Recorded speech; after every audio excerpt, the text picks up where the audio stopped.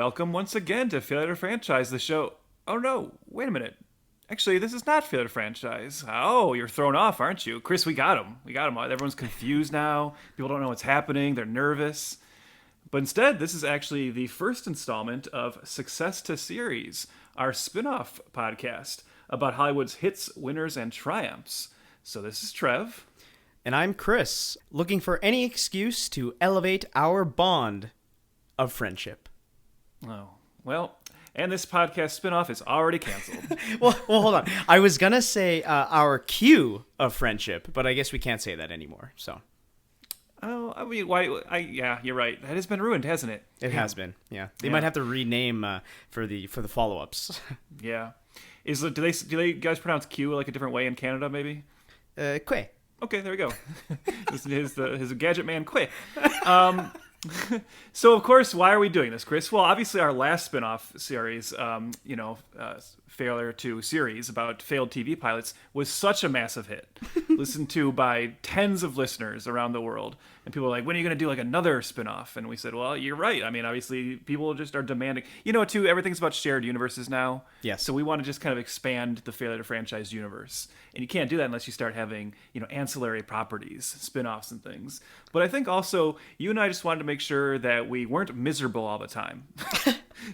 Yeah. So recently we both talked to each other about this idea. Occasionally, let's come in with a Success to Series episode. So obviously in our regular podcast, Failure to Franchise, we look at movies that were meant to start franchises and didn't quite take off. And we said, well, we're always kind of talking about what didn't work about those, what exactly went wrong. And in doing so, we often compare them to the franchises that did work.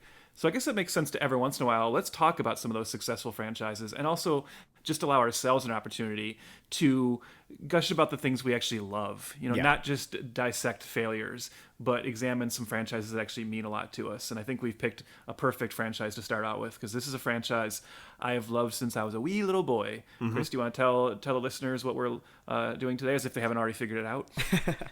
Yes, my pun didn't give it away. Nah. No. We are looking at James Bond 007, the Eon Productions, Broccoli Films, since the beginning, since 1962.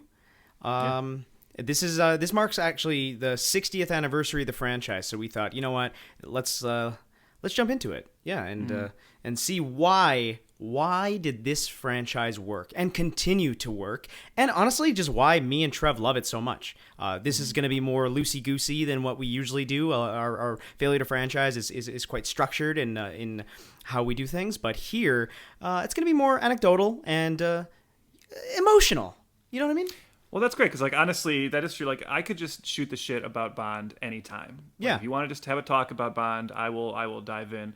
I've read a few books about this franchise. I've read some of the Bond books in themselves, so we should obviously mention, of course, this is based on a famous literary character as well by Ian Fleming. That's where the roots are of this, a literary series of spy adventure novels that, as you mentioned, were then kind of snatched up by the Broccoli family and created one of the longest-running, most successful franchises in cinema history, and it's a really unique one still to this day. It's I don't want to say it's anachronistic. I guess obviously some elements of it are, but there's an element of me that is, or a part of me that's surprised Bond is still hanging on. Because it's not necessarily what's in vogue today. I mean, there are other action series, but it's become just synonymous with this is the spy series, right? Any other thing is compared to Bond. So it really has risen above all the other ones, and that's probably why it's powered through and is still the juggernaut it is today. So I think we want to talk a little bit about why we think that is, and as you said, also our connections to it. So maybe we should just start with that, because as I said, I've loved this since I was a kid, but Chris, I don't think I've ever really heard, I'll talk about mine in a moment, but what was your original, what's your Bond origin story? Because I think most people are introduced to this through their parents or whatever. But how about you? Where did you start? This was introduced through my grandfather. Okay, My dad is a big Bond fan, but my grandfather was the one that really didn't force them upon me. But he lived with 2 daughters and a wife, and when I came along, I was the first grandkid, so I was the first boy. And obviously, at that point, let's watch our guy movies and let's bond. That one I didn't mean. Let's bond over this. I promise I didn't mean that one. I promise you. How many more are you gonna do? Come on. No, that's it. I promise. That's it. But I remember. All right, your word is your bond. Okay, last one. But yes, I was probably in elementary school, I think. It was the beginnings of Pierce Brosnan's run. I was gonna ask, do you remember the first one you saw in the theater? The first one I saw in the theater was Tomorrow Never Dies. Okay. Yeah, so Goldeneye had come out, and I had watched that actually with my parents at the time. I think we had rented the VHS at that point.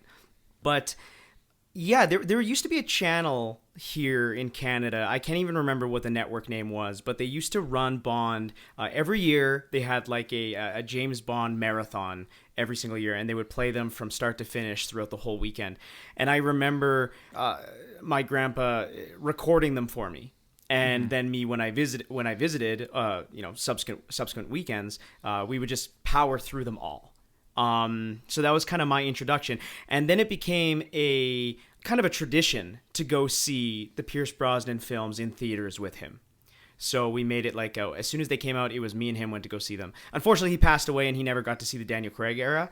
But we went out with a bang with Die Another Day, and which is always held a special place in my heart. I find that movie very, very enjoyable. Most people shit on it, and I don't understand that. I He was think it's hanging super on. fun. He was just hanging on long enough to see that invisible car, and then Exactly.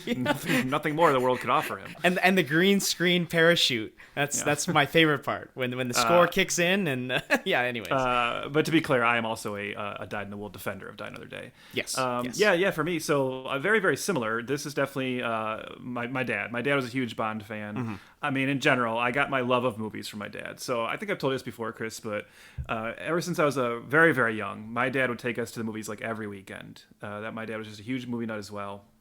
And started taking me to movies when I was way too young to go to movies, but I think I was actually a pretty good like young audience member in the cinema because I just instantly kind of got enraptured with it.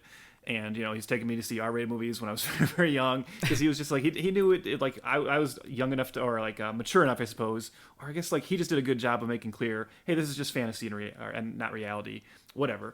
But that doesn't do with Bond, but. I definitely know. I know the first one I saw in the theater, and this is crazy because now I'm looking at the years, but I have a memory of this. I do remember going to see The Living Daylights in the theater. Oh, wow. And I would have only been like 6, so that's what I mean. Like at 6 years old, my dad took me to see The Living Daylights. I mean, the whole family would have went, but obviously I was part of that. Sure. And I also remember seeing License to Kill. I remember seeing the Dalton ones when I was younger, and I remember. And you know what I remember? And this is not going to surprise you. So I would have been 6 when when Living Daylights came out. And I would have been 8 when License to Kill came out. I saw it in the theater.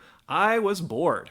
That's too young to appreciate the Dalton films, Sure. But then I definitely remember having that like gap then, and in that gap, seeing some more of them on TV with my dad, and then being very, very excited to go see Goldeneye. And seeing Goldeneye, and that I would have been 15 when Goldeneye came out, and again we all went as a family, and I just absolutely loved Goldeneye. Oh yeah. And that's like, I mean, I was already getting into it probably because it was that thing where I was like, I like it because my dad likes it, but from Goldeneye on, it was like, oh no, this is the shit. Like Bond is awesome. And I also think when you're a kid, I wonder how you feel about this, Chris. It's kind of interesting to get into Bond when you're young because it's one of the first series that teaches you the idea of like recasting. Yeah. And how a character is just a character. And I think I've been very willing to accept other recastings and the ideas of how you don't have to have one particular person locked into a role, because when I was young and I started getting into this franchise, I found that so fascinating that different people would play this part, and then the excitement of like waiting for another actor to come on when one leaves. Yeah, I think that's just kind of, I think it's interesting that this series has weathered that so well, and yet still today you see people and other particular franchises, Star Wars, that seem a little unwilling to see the potential of allowing other actors to come in those parts. But could you imagine a CGI Sean Connery for all of these years? When Disney buys Bond and we're going to have Sean Connery back as James Bond. It's funny, I'm looking at the Tomorrow Never Dies release, which was 1997. I was 9 years old. Yeah. That's when I saw that one in theaters. It's funny because actually from Goldeneye on, now that I realize it, they were actually coming out around November, or they were coming out in November, so it was around my birthday. So that's where that tradition came from. Now that all the member berries are coming back to me. Yeah. I always associate it to this day. I still think of Bond as like a Thanksgiving franchise. Yeah. So I gotta ask you, like, why is it like you're saying, I guess that's the question, right? Why does this franchise last, technically 27 films. Two of them are unofficial. The original Casino Royale from 1967 and then Never Say Never Again from 83. But, spanning 27 films, box office wise, worldwide, these films have made almost $8 billion. Why do these things keep working? That's the billion-dollar question, right? $8 billion question. It's one of those franchises that has everything almost, right? I mean, I guess maybe not. Well, I was about to say not musical numbers, and I'm wrong. It's got the opening credits. Yeah. Yeah, it's kind of like everything you can ask for if you're into this kind of level of blockbuster action, right? But as you look through this franchise, globe-trotting locales, as when you're a young kid just living in the Midwest here in America, where else was I going to see super, super exotic other countries, other than in Bond movies? And the Bond movies will actually go there and film there, and you get to see it for real. But then also incredible sets. The production design on these movies is awesome. Great music, including a super iconic theme, but also you get that cool new theme song for each film. That's kind of part of the excitement. What's the new theme song going to be like? Yeah. Of course, if you're a guy, let's face it, this is very much thought of as a guy series. Lots of beautiful women. Not to say there are no female fans, but there's already been a lot said about how this is very much a male wish fulfillment, male fantasy franchise to certain elements, and even in ways that, in retrospect now, are problematic. I'm sure we're going to hit on that as well. But yeah, I just think it offers everything: great action, humor sometimes, but also seriousness sometimes. It's really just everything you can ask for in these blockbuster series. Bond can do it and does do it. And the other thing I'll say about Bond really quickly, and then I want to hear from you, Chris, is that this is actually kind of interesting because Bond is never a series that starts trends. Bond is always a franchise that seems to be chasing trends a little bit. Like whatever becomes popular in a moment, the Bond franchise will kind of ape it. And on one hand, you can cynically say that's a little bit of a discredit to it, but I think that's also really very much helped it thrive and succeed because it's smart enough to always say, "Oh, that's the thing right now." So we think about how after The Spy Who Loved Me, I think it was For Your Eyes Only was supposed to be the next Bond film. But because of Star Wars, they went right into Moonraker. Right. And then after the Bourne series, you see them make a course correction and say, oh, we can't do Die Another Day again. We got to go for realism. And they pivot to Casino Royale. So they're always chasing the trends, and I think they've been kind of wise about that, actually. Well, and that's why I think it stood the test of time, too. One is it being adaptable to the era. Again, its ability to recognize what the trend is and doing it in its own way too. That's the thing. It is aping these what's fresh and what's new and what's hot right now, but it's still quintessentially Bond. You know what I mean? Like it's still hitting that primal nerve of what makes a Bond movie a Bond movie. I also think the Bond movies have been so. Well, let me say this: Eon Productions has been incredibly smart in the way that they've marketed these movies to be events. Every single Bond movie is an event, and they never oversaturate it. There's, they wait. They wait until it's right. They wait until it's something, every time there's a new Bond, it is like this. It's happening right now, right? Like we're speculating on who it's going to be next after Daniel Craig, and it is we're excited about it. Everybody in the world is actually waiting to hear the news. And no other franchise has done that. It's yes, a Star Wars movie comes out and then it's exciting, but then you got 3 spin-off shows in between, and now the movies are like, what the fuck are the movies anymore? You know what I mean? Like it's all like the MCU. The MCU in 13 years has more content than the Bond films do since 1962.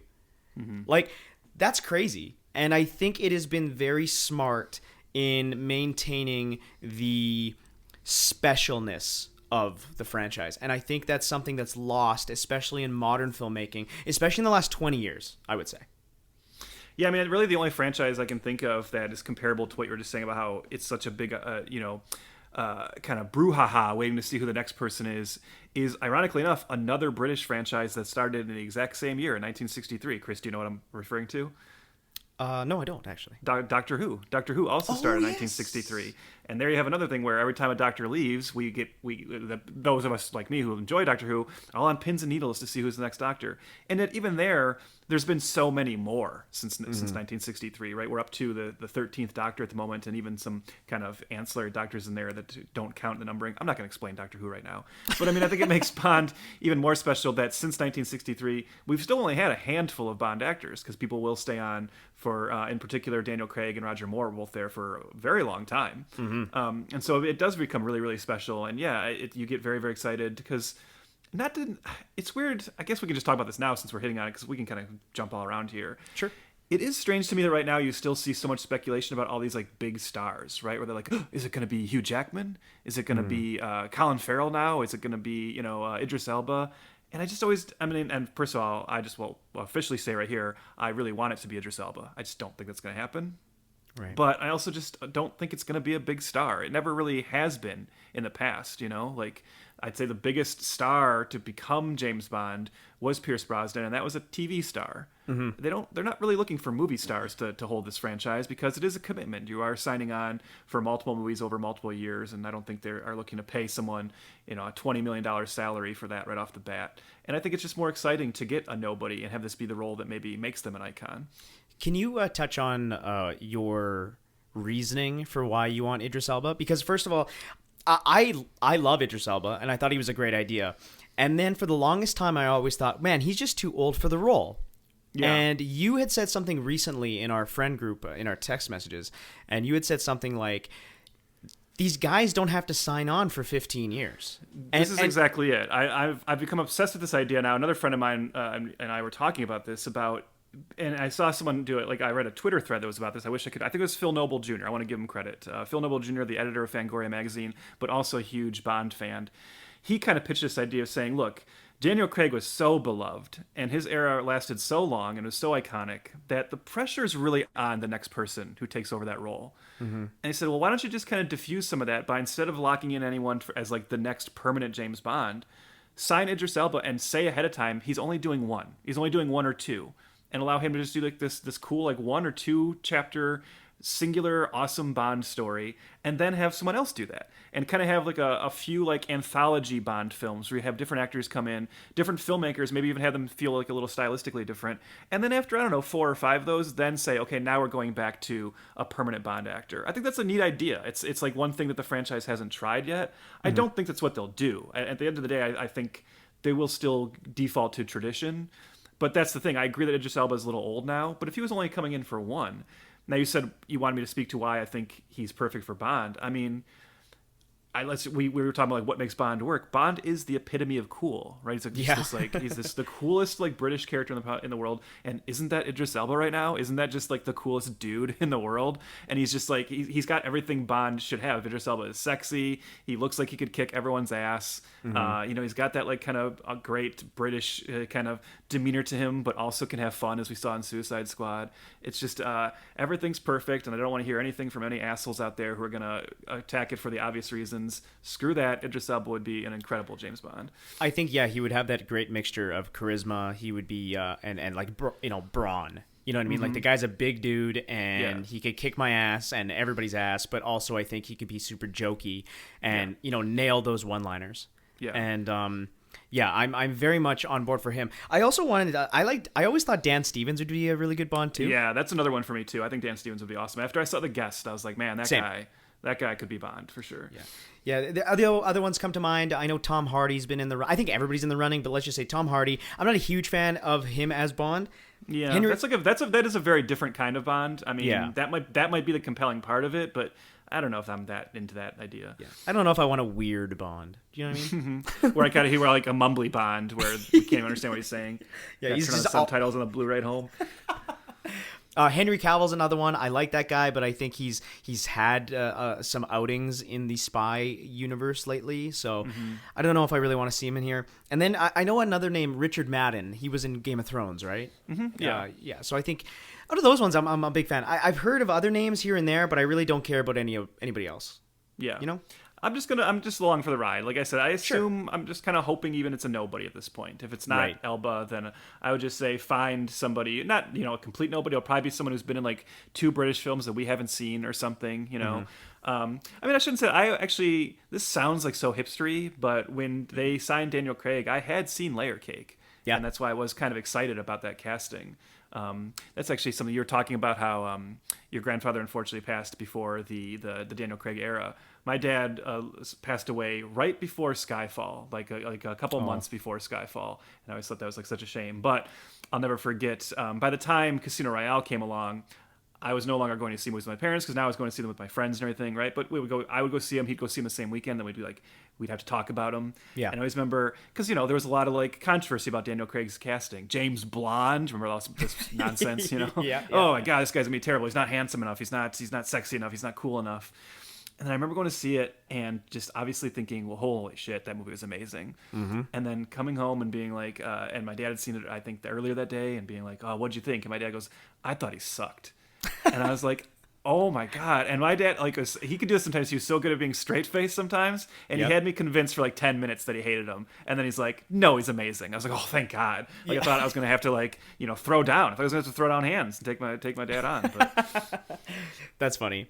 Yeah, I always wish my grandpa could have saw Daniel Craig, because which we'll get to later. We have a little bit of a ranking here of the eras, and our favorite films amongst the eras. But yeah, there's something special about, like, let's talk about Daniel Craig a little bit. I mean, he just finished his tenure, and that guy is. I am gonna miss him. I am too. Yeah. I'm gonna miss him as Bond. And can we talk about the end of his era? Do you think we can say that now? Can we maybe give a spoiler warning? Because I do want to talk about the controversy. Yeah, I mean, let's say, let's just go say spoiler warning for a movie that's been out for a while. But I think it's Bond. I think we can acknowledge, if we're going to talk about these franchises that we love, we have to acknowledge we're probably going to talk about plot elements. So yeah, let's get into it. Okay, so Daniel Craig's era came to an end, and the controversy surrounding it is, for the first time ever, James Bond dies. Mm-hmm. I have a complicated relationship with it since I've seen it again, and with different people. No Time to Die, we're talking about, obviously. But coming out of that theater the first time and seeing Bond die definitively in a blaze of glory, it really worked for me. And I was very much like, this sets Craig's time apart from the rest, and almost, again, a commentary on how films are made today.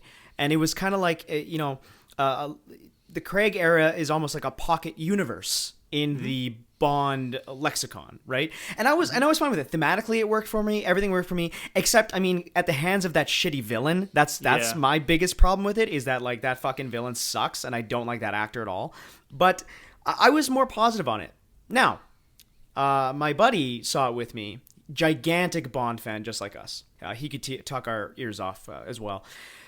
But he was very upset about the ending, and he genuinely hates the ending.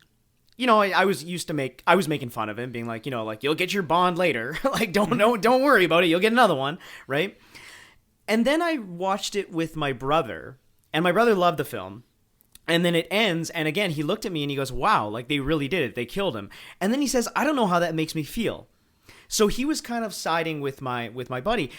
And then talking it over with them both, I can understand why you would be upset about it, because no matter what, in the history of the world, while Bond has been a thing, it's always been reliable. It's always been Bond saves the day and he returns home and he goes on another adventure later, right? Like, as chaotic and gross and pessimistic as this world is, Bond is that face of optimism in the face of great danger, and evil. And I think that's why that other side of the fandom was mad about it and has been upset about it. I think everybody recognizes that No Time to Die is a good movie and quite a great ending to the Craig era. But I definitely have more complicated feelings on it as of now. How about you? I'm still pretty on board with it. I mean, for a couple of reasons. First of all, as you alluded to, it puts a nice capper on what now looks to be just this cool little mini franchise within the franchise. As you said, it was really the first time we got a kind of a separate, entirely self-contained story and like little mini, like, arc throughout an entire series of films with one actor, which I think is really cool. And I think, and that's why I kind of hope that now we don't do that again. I'd like to kind of go back to standalone adventures so the Craig era can really feel singular and special. Definitely. And that's why I think it was nice to have such a definitive capper on the end of it, because then there's no, after that capper, there's no way the next movie, if it starts with someone else's Bond, no one's going to go, that's the same James Bond. That's the Bond that Daniel Craig was playing. So I think you almost have to end it that definitively, in that sense.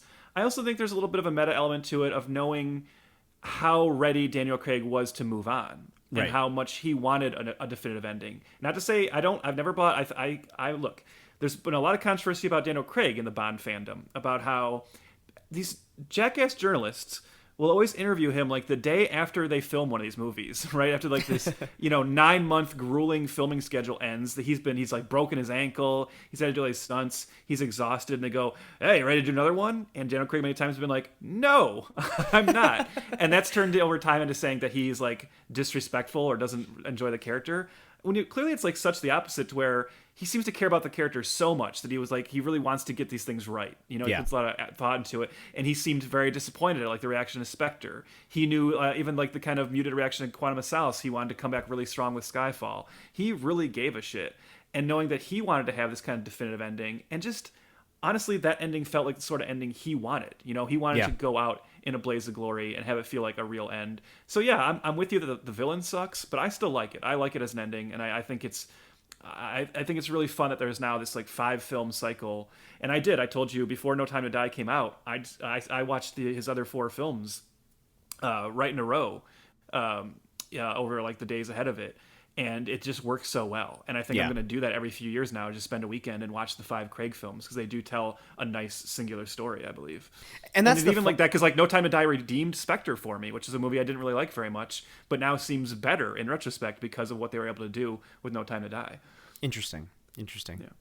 That's what sets him apart, is the serialized nature of it all. And if it props up the other films, I haven't rewatched since or before going into No Time to Die. So if it props up those films, then that's pretty cool. I do like when sequels almost like retroactively fix other movies. Yeah, that's kind of fun when that happens. It's like if only films like Star Wars could have done that. Fly by the seat of their pants and still come up with something that is as emotionally cathartic as the ending of No Time to Die.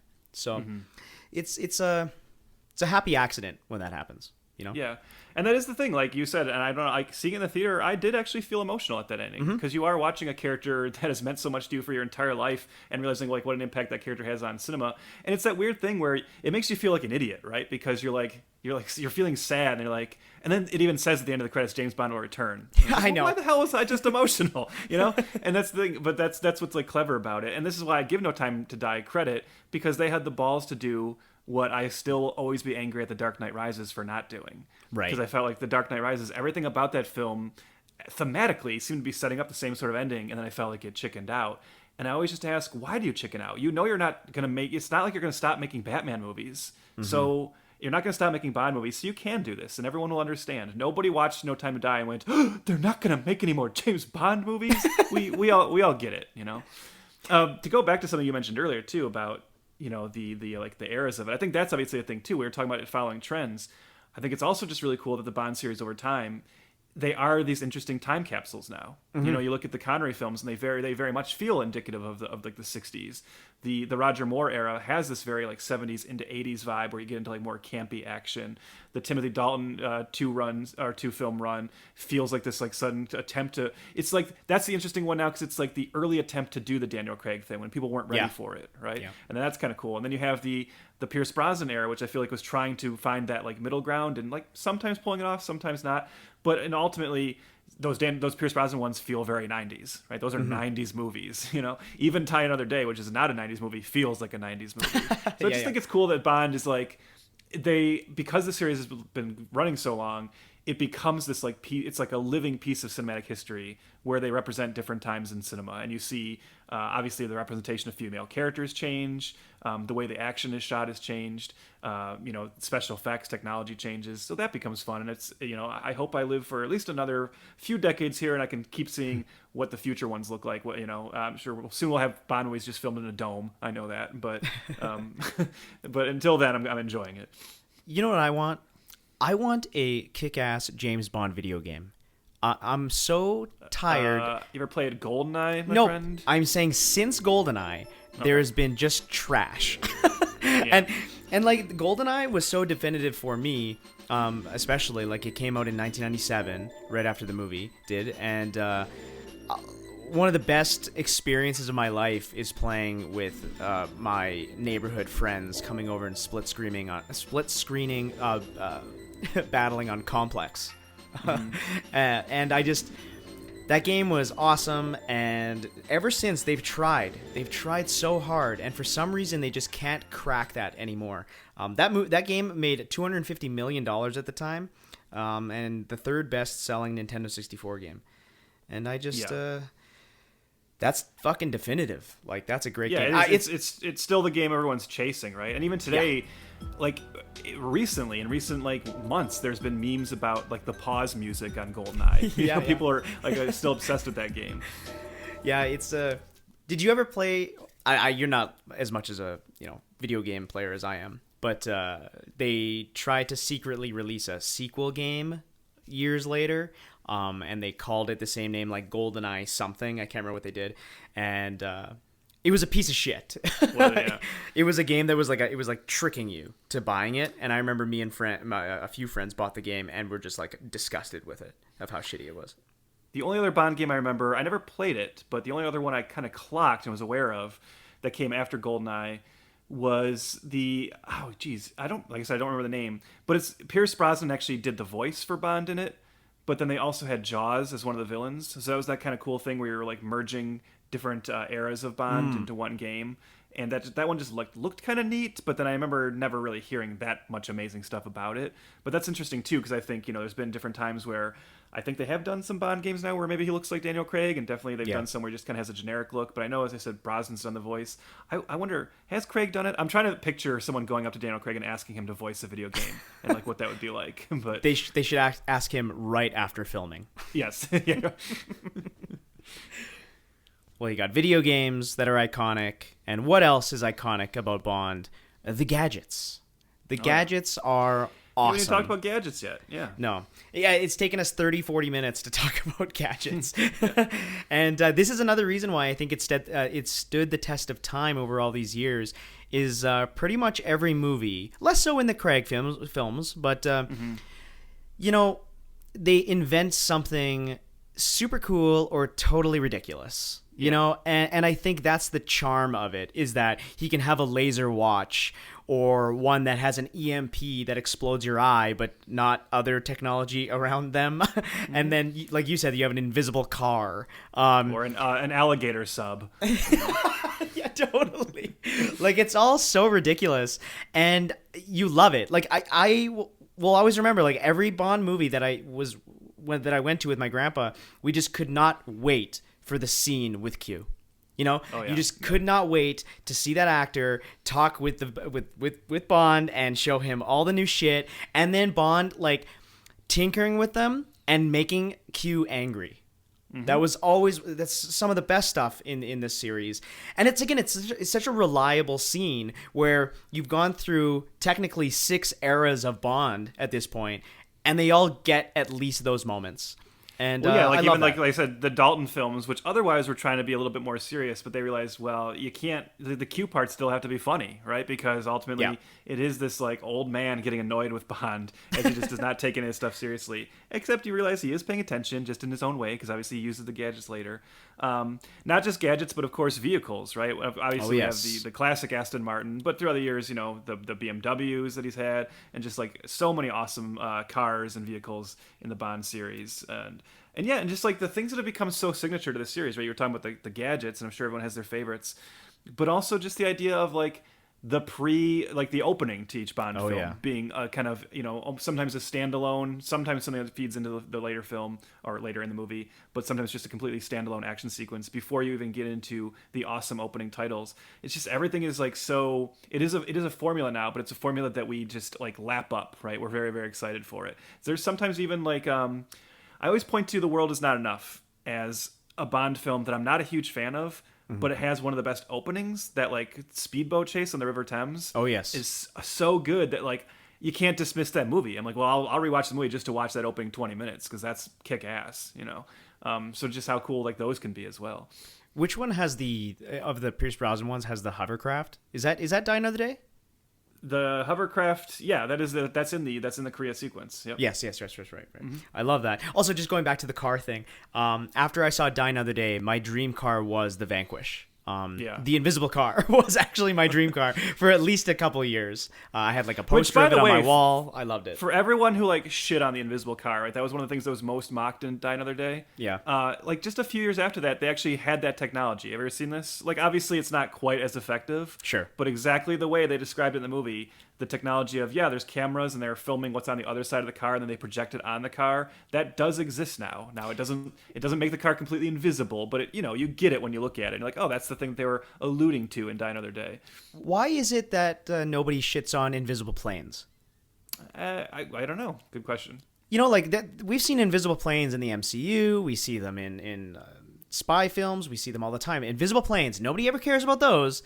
But the one time James Bond makes an invisible car, they memify it for the next 20 years. Yeah, not that we want to just focus too much time on that one movie, but sure. I'll just never really understand why people are so annoyed by how campy Die Another Day is. Like that was an anniversary Bond film, and it just very much felt like they were going for it, man. Mm-hmm. They were like, let's just have as much fun as possible.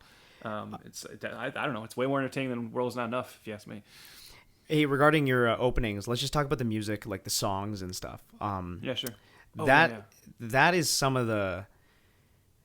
It's so exciting when a new Bond song is released. The newest one by Billie Eilish, I absolutely love. Going back to Goldfinger, and it's so it's so iconic, and it's just the way that those openings go for like 5 minutes. Right? And the animations and the women and the gunshots, and they're so creative and they're so well done. It's like the only main titling sequence like of all time that nobody ever thinks to fast forward through. Mm-hmm.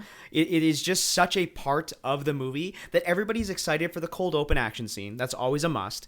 But then you just love hearing that song, even if the song sucks. Which there's a couple stinkers in there. Yeah, there's a few. But the animation and the title sequences are just always so creative. And I just absolutely love them. One of my favorite songs, actually, is Skyfall. I put that, like, top tier. Yeah, that is a top tier one. I was gonna ask, do you have, like, a favorite? Can you point to a favorite? Yeah, I would say at this point in time, most likely Skyfall is up there. It beats the Billie Eilish one, but I think Skyfall is just like it rides that line of classic and modern Bond just perfectly for me. And I just I love that song. How about you? I'm gonna be really generic and go with "Live and Let Die." Paul McCartney, just an incredible theme. I also. One of my least favorite Bond films, this is just what we're alluding to, right? Sometimes your least favorite movies can still have an element you love. Right. One of my least favorite Bond movies, Of You to a Kill, that Duran Duran song is awesome. I love that one. I love the Chris Cornell one from Casino Royale. Oh, yes. Actually, hey, hold on. Yeah. You know my name. That's a great one. Yeah, fuck Skyfall. You know my name. Oh my God, absolutely. That song was on repeat for like 2 years on my iPod Nano at the time. Holy shit. You know my name. Yeah. I'm not that this is a favorite, but I just because I'm using this opportunity to defend things that I often see people criticize. I kind of like the Quantum of Solace one by Jack White and Alicia Keys. I like how that one incorporates the Bond theme into it. I never had the problem with that one that a lot of other people do. I do hate with a fiery passion the Madonna one and the Sam Smith one. Those can both die in a fire. Yeah. Yes, and it's absolutely incredible that the Sam Smith one has an Oscar. I know. But at least I'm pretty sure Billie Eilish is going to get one here soon, so that'll make up for it. Yeah. And Chris, I think since we're trying to talk about and deconstruct, some of the more beloved elements of the franchise, one of the trickier ones to talk about, because this is kind of what we were saying earlier, how this franchise has evolved over time and maybe sometimes evolved slower than it should.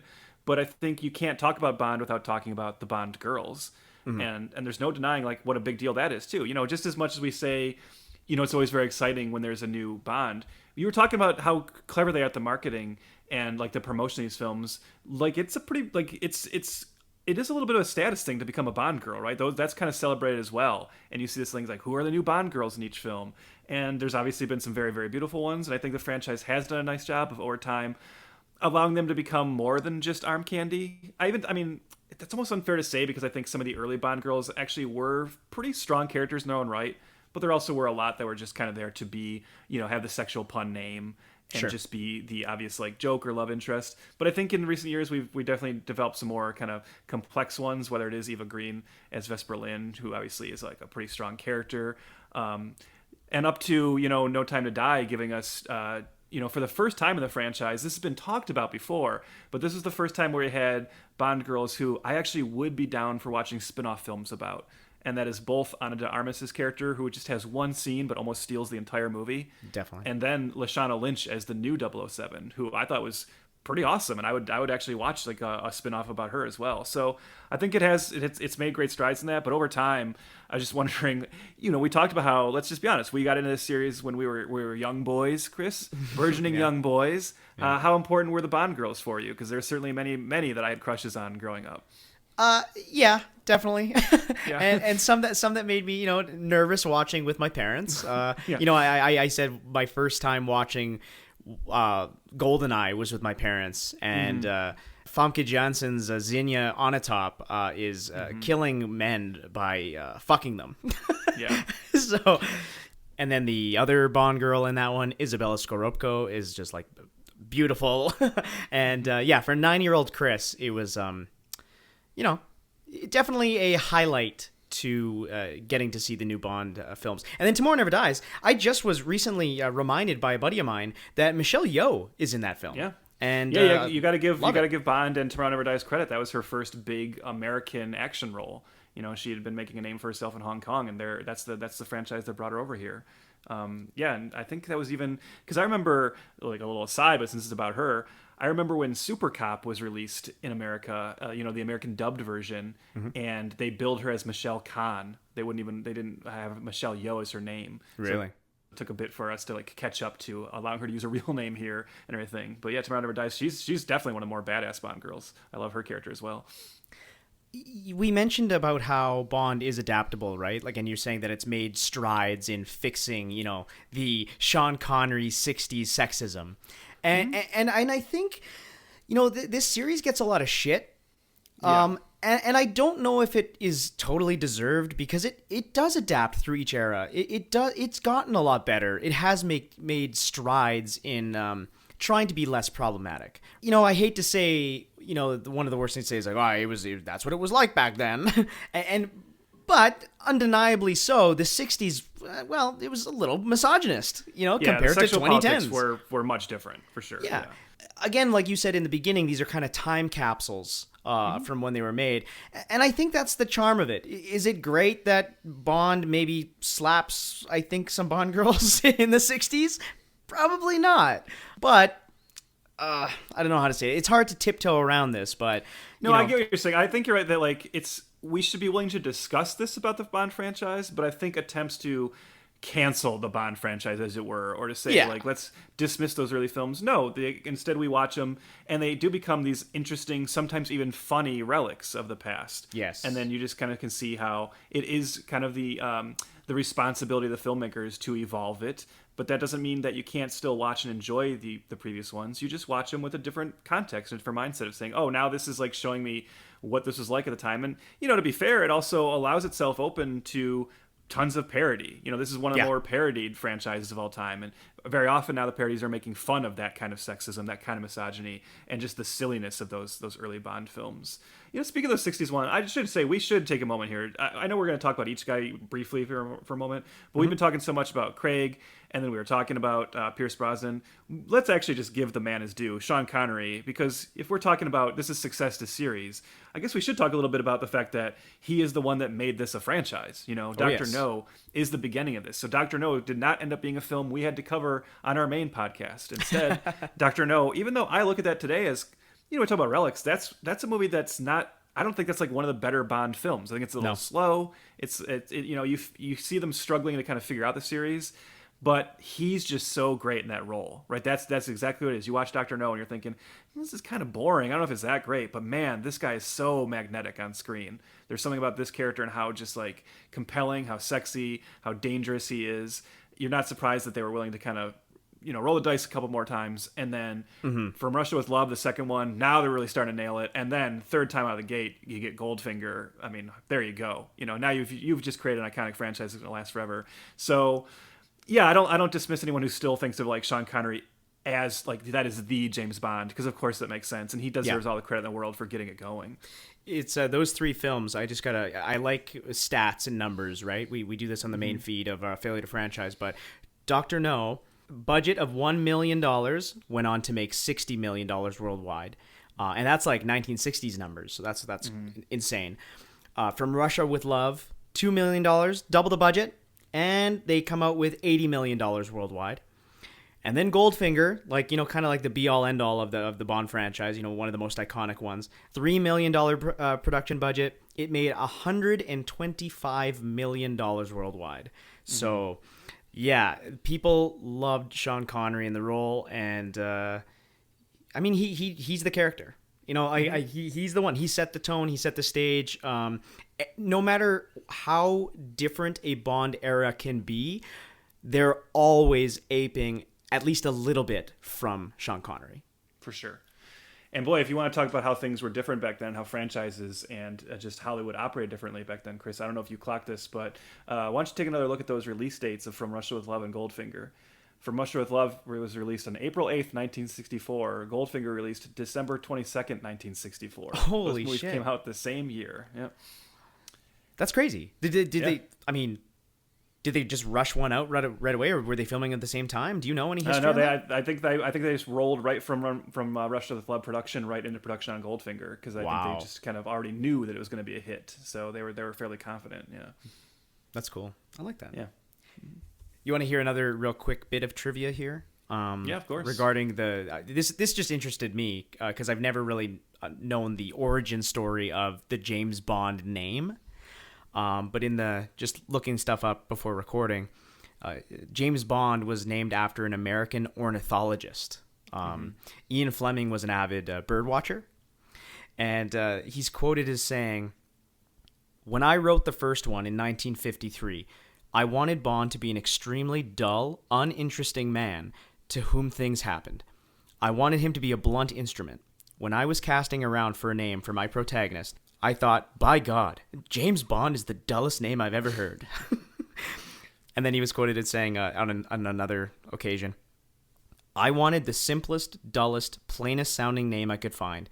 James Bond was much better than something more interesting, like Peregrine Caruthers." Exotic things would happen to and around him, but he would always be the neutral figure, an anonymous, blunt instrument wielded by the government department. Yeah. It's just so funny, like, right? He decides to make just a dull sounding name, plain as shit, and then one of the biggest franchises of all time. Yeah, and now you can't think of that name as dull, right? Absolutely not. That's how these things enter the lexicon. But meanwhile, I am picturing the version of like Sean Connery and Daniel Craig saying Carruthers, Peregrine Carruthers. Yeah. I don't know. You haven't read any of the books, have you? I have not. No.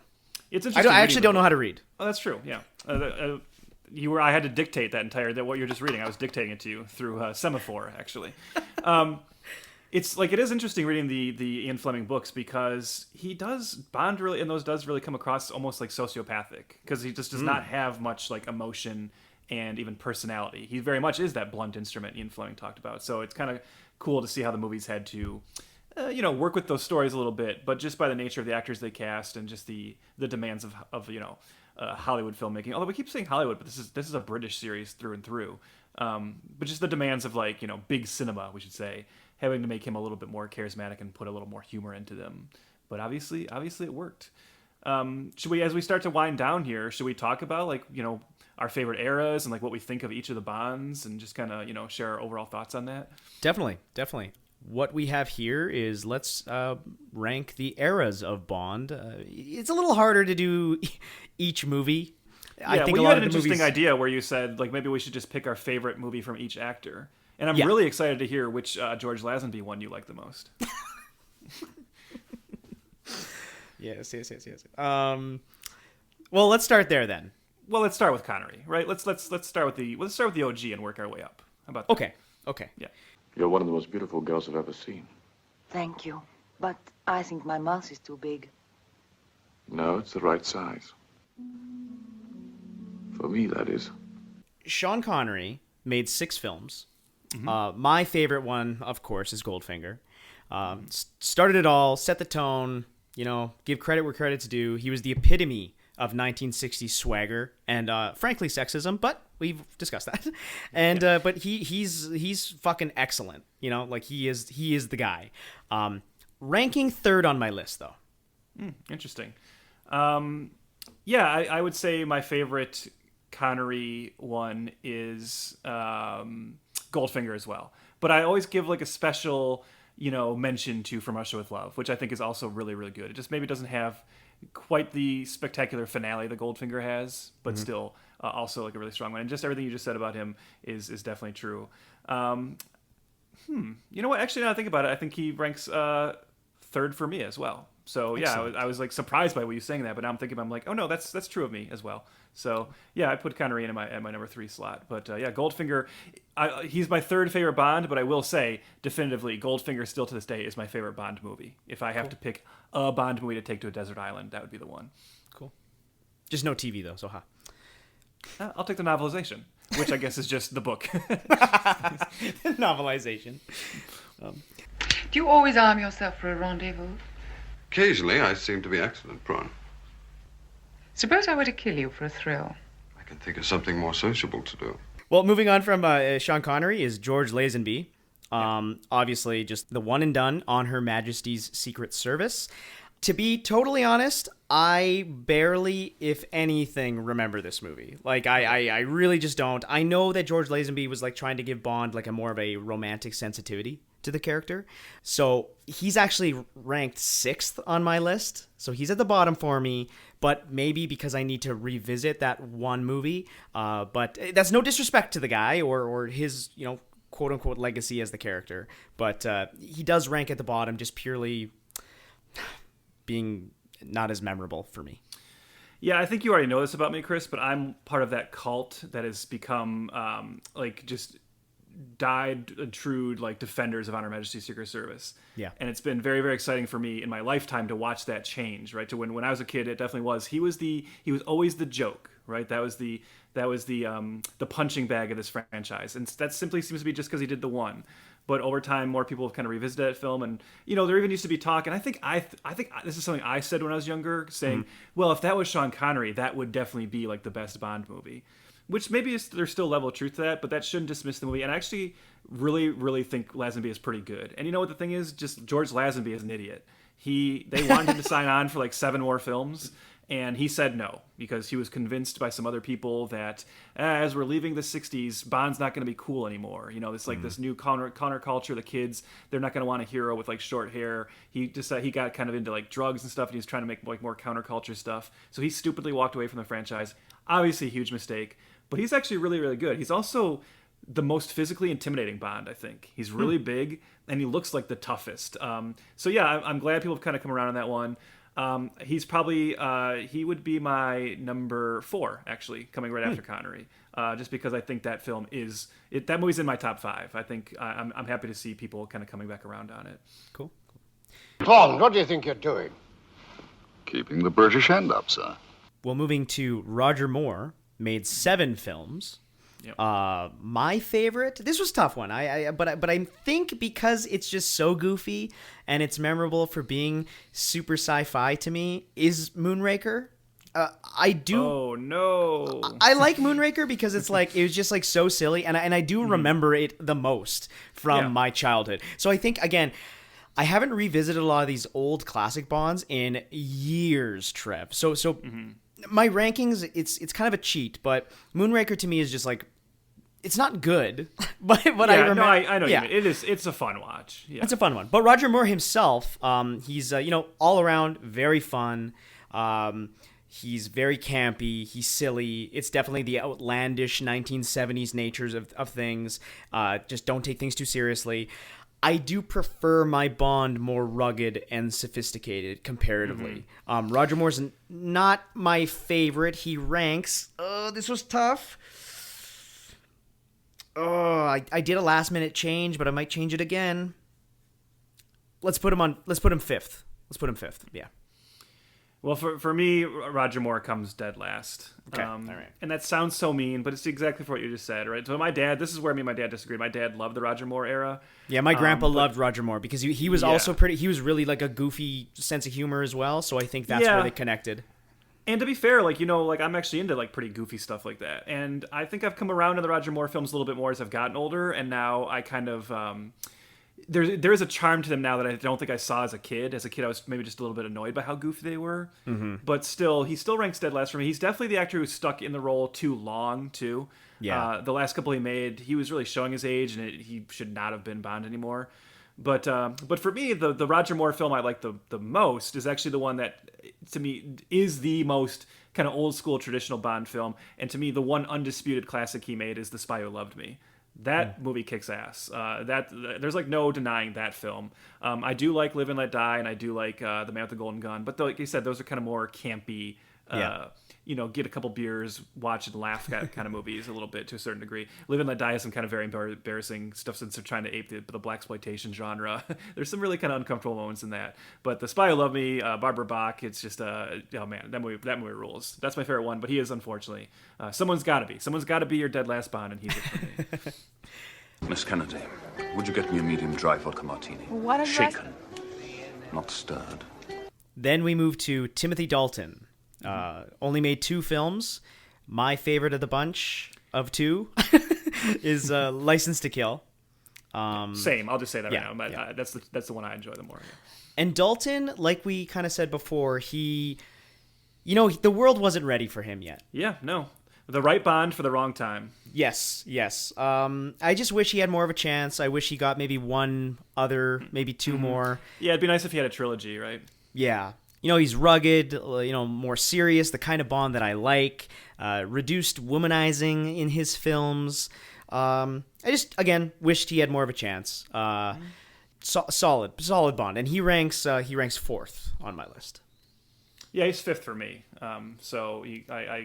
Because I love Honor Majesty's Secret Service so much more than License to Kill, he comes in above for me. But yeah, I echo everything you said.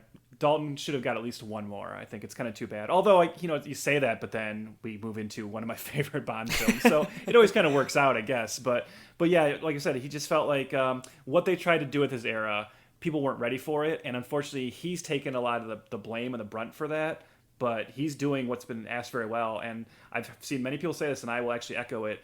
He is probably the best encapsulation of the Ian Fleming James Bond. I think he is the character that's on the page. So, yeah, he's good, and I really like License to Kill quite a bit. Cool. What's wrong about you? Yeah? How so? I thought Christmas only comes once a year. And now, Trev, we move into Pierce Brosnan. He made 4 films, and we said it already before, but our favorite film, I'm just gonna say it. Our favorite film of his era is Goldeneye. Oh no, I'm a huge World Is Not Enough guy. No, of course I'm kidding. Yes, it's Goldeneye. Yeah. So this is okay. So the next 2 are a little bit of a cheat for me, Trev. So apologies in advance. But Pierce Brosnan is my favorite Bond, but he's number 2 for me. He's number 2, but he's my favorite Bond because I think he embodies the perfect mix of what I want from a Bond. He's fun, he's charming, he's dangerous. He's kind of an all-purpose action hero, and I love that about him. So he ranks number 2 for me. I'll get to the reasons why. Obviously, Daniel Craig is my number 1, but that's Pierce Brosnan for me. So you go. No, I'm actually kind of right there with you in that it's become really in vogue nowadays to criticize the Pierce Brosnan era, and I think you and I are both kind of in the camp of saying maybe it's because we kind of grew up with it a little bit. But to me, he's like the platonic ideal of James Bond to a certain degree, right? He has the exact look of what I think of as Bond in my head. Maybe it is because Goldeneye, you know, as I said, it wasn't the first one I saw in the theater, but it's the first one I was very, very excited to see in the theater, and I just instantly fell in love with it. But that movie in particular, that's like that's in my top 3 Bond films. I just think it's like a perfect movie. And yeah, he's got the swagger, he's got the humor, he's got the charm, he's got the sexiness, but he also can seem tough. He can seem, you know, capable as an action lead. I think his biggest problem is that he came out of the gate so strong. Yeah. Goldeneye is so good, and he never got another movie as strong as that. Not even close, really. Like, I like Tomorrow Never Dies and Die Another Day, but they're not on the same level as Goldeneye. So unfortunately, he got like one amazing showcase at the beginning, and then it was kind of diminishing returns after that, and that's kind of too bad. But you know, in an alternate world, you do know that Quentin Tarantino wanted to use him for his version of Casino Royale, correct? Oh, interesting. I did not know that. Yeah, so there was a brief moment. Like, the Broccolis will often do things like this, but never really go through with them because they always kind of chicken out at the last moment before they take any huge risks. But they were talking to Quentin Tarantino about coming on and doing Casino Royale, and what Tarantino wanted to do was he wanted to set it in the 60s. He wanted to make it black and white, but, you know, not giving a crap about continuity, as you shouldn't to a certain degree with this franchise. He just wanted to still use Pierce Brosnan. He really liked Pierce Brosnan in the role, and he wanted to do like a more true to the book Casino Royale. So that would have been like a cool like capper for Brosnan, I think. And I know, you know, again, the way they got rid of Brosnan wasn't super great or hot. You know, he was kind of prepared to do one more, and they kind of let him go unceremoniously. But we, you know, obviously we're about to talk about how that worked out. But still, yeah, he's awesome, but still my number 2. Was it true to the book that every single Bond girl would not wear any shoes? Well, probably, yeah. I think it's a safe bet, my friend. So this has now culminated to the number 1 spot for both of us, which is very cool. The name's Bond. James Bond. Daniel Craig, 5 films. My favorite Casino Royale and my favorite Bond movie of all time is Casino Royale. Daniel Craig, to me, is the best overall Bond. He's the most well-rounded for his character. And I think because he lives in a pocket universe of serialized movies, that is the reason why it helped his character. He's both raw, dangerous, sexy, funny. He's got it all. He doesn't get to shine a lot by being funny, but you know, when he does hit, they hit. It even comes down to the way he looks at characters more than what he says. But I think Daniel Craig is just he's going to be very, very, very difficult to beat. Yeah, he got to do it all, didn't he? Like, yeah, because he started off and at just the time where you wanted it, right? We were coming off of Die Another Day, and you know, kind of the Brosnan era. The excitement of seeing a more serious, grounded, character-driven Bond was so awesome, and he did that so well in his early films. And then, just because of the long waits in between them, I think everybody started to get a little antsy and saying, well, when's the humor going to come back? And you're right, it never came back in a huge way, but they started to pepper it in, and when they did, he always nailed it. Like, he's very good at delivering a one-liner, or just as you said, he has these great looks, right, that can just, like, make you laugh. So, interesting enough, though, we both have him as our number 1. So, yes, he has become my favorite Bond. But my favorite film of his is not Casino Royale. It's actually Skyfall. Yeah, okay. It's tough because that's so tough, right? Like, I often say, ask me tomorrow, and maybe I'll say it's Casino Royale. But right now, I think I default to Skyfall, which, interestingly enough, is also the only billion-dollar movie in this franchise. There was something about Skyfall where it hit at just the right moment. I know a lot of people say it's the post-Dark Knight element of it, because it was a very kind of Dark Knight-ish film in certain regards, and it was able to kind of capitalize on that. But yeah, Skyfall, I love Casino Royale, but Skyfall rules. That's actually my second favorite Bond movie. So my top 3 is Goldfinger, Skyfall, and Goldeneye.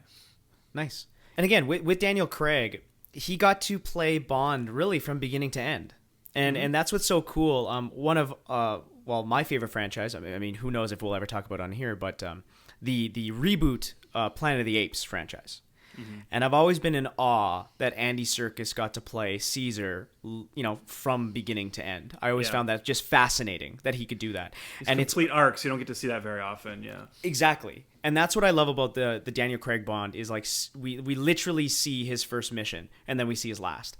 It's very special to me, this this era, and honestly, for my age, like in 2006 when this came out, I had just graduated high school, so this is like me becoming my own person, and this is very much the Craig era is deep seated within me. So yeah, no, he's again hard to beat. Yeah, and very, very happy for him that he got a good capper and he was able to bring a cool finale to all of it. And really, with that, Trev, I mean, what's more to say? We've ranked our Bond eras. We've said some of our favorite films. We've talked about the history. Give a little, trivia in there, and that's success to series. That's what you are going to expect from this spin-off show. Looser, a little bit stumbly, a little bit more. We're really putting a lot of faith in that. Maybe some of you want to just listen to us talk about movies we like, because that's kind of all this show will be. But maybe, you know what, Chris? As we wrap up, let's just say this. Let's make this all worthwhile to some degree, right? What lessons do you think other franchises should learn from the Bond series? We've looked at a lot of failed franchises. I know we've already hit on a lot of this, but what's working here that you think other franchises should pay attention to? One is actually something that I know you had said that you'd be interested in seeing spin-offs. First of all, I'm kiboshing that. I don't want that. I don't want Bond to be spin-offs and streaming services, okay? Sounds like somebody who did not grow up watching James Bond Jr., the cartoon about his nephew. Oh my, what the hell is that? You don't know about James Bond Jr.? Never heard of someone's got some research to do after we're done recording. Yes, keep these theatrical events and space them out. Them out. You don't need to rush them out every year or so, especially nowadays. You don't. There's too much chaotic nature of media now, and it's overwhelming, and I want to look forward to my Bond movies. I want them to come out and be events. So other than that, that's mainly what I would say that franchises need to do. They need to let things lie for a bit, Yeah, I think to me, the lesson, and this is interestingly enough, this goes against what we were just saying about why we like the Daniel Craig era. But to be fair, the Daniel Craig era is interesting because it's a reaction to all the previous Bond films. So it is this fascinating counterpoint to the rest of the franchise. But in terms of what the franchise as a whole did really well for a long time, and I think other franchises need to pay attention to now, is a willingness to just have singular standalone adventures. Yes. Just say and this is why, this is Indiana Jones, right? And we do actually, we didn't even talk about this, but Indiana Jones was, George Lucas and Steven Spielberg wanting to make their version of a Bond franchise. And really being excited by that kind of serialized storytelling of saying, what if every few years you just revisit this person on a new adventure? And that's allowed this franchise to reinvent itself. That's allowed this franchise to bring in new actors. It's allowed it to, as we said, chase trends, follow, what was happening in Hollywood at the moment. It's allowed it to come back from bad movies. If you see a bad Bond movie, you go oh, that's too bad, but it doesn't mean the next one's going to be bad. Because it's going to be a completely new thing with maybe a new writer, new filmmaker, new director at the helm, and maybe even a new Bond. And I think right now we live in an era where everyone is trying to think of a franchise as a 3-movie or more interconnected, long-running, arching story. And I really wish we could have other franchises give the attempt. But honestly, none of them are probably ever going to top Bond, which is just going to keep going and is probably going to be the king of it. But that's where I would say that's the lesson to learn here. Yeah. And the lesson to learn from Bond in general, like for Bond, don't do what we just did, please. Please, if Broccoli's, I know you're listening, do not do the serialized thing, at least for a long time, please. Just give me my one. The worst thing we could hear is that the next Bond movie is an origin story again, right? We got a new Bond and we're going back to an origin. We're going to do this, the long running story again. It's you just did that. Okay. You did it and you did it well. Don't tempt fate here. Yeah, absolutely. Yeah. So that'll do it for this episode of Success to Series. But if you want to follow along, it's at F2FPod. That's at F2, the number 2FPod. That's on all the socials. Like us there, like us everywhere. Rate, review, whatever you do. Throw us a star rating. And just join the tribe, hit that subscribe, and keep on with us. Because next episode, we're going to be talking about a Broccoli production. Yeah. The Rhythm Section from 2020.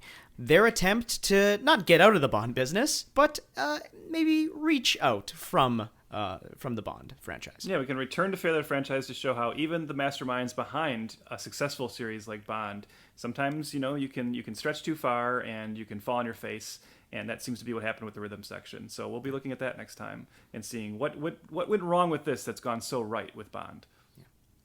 Anyway, thanks for listening. Yep. See you next time.